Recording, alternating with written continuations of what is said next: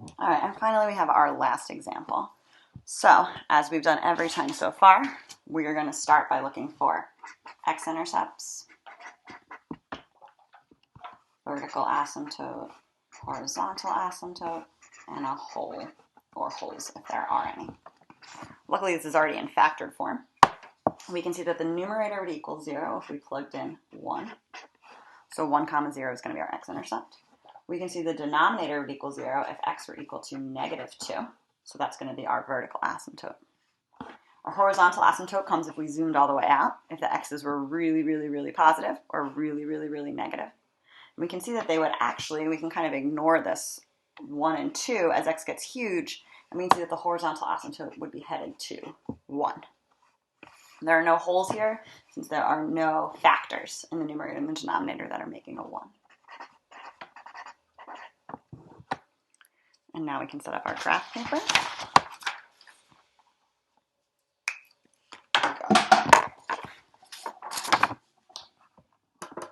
Zoom in a little. All right, so we have a vertical asymptote when x is -2.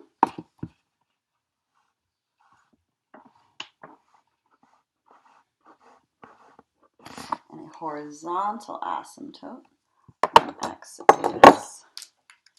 y is 1.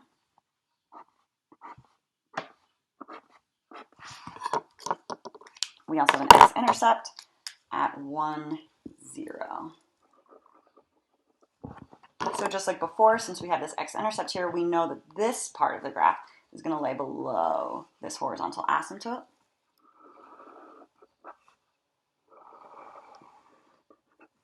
We just need to find out if this part of the graph is going to be above or below the horizontal asymptote. And the way we can do that is by plugging in a value for x over here and seeing if it's positive or negative. If it's positive, we know it has to be above here, because at no point could it switch from positive to negative. It would have to cross.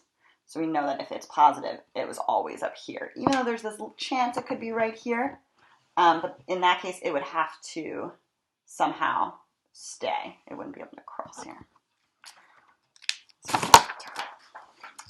So let's just pick a number to the left of -2. Again, it can be anything.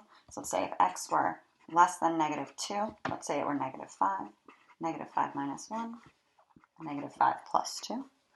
-5 minus 1 is going to be negative, -5 plus 2 is going to be negative, and a negative divided by negative is going to be positive. Again, I don't care about the value, just the fact that it's positive. And since it's positive, I know that the curve is going to be up here.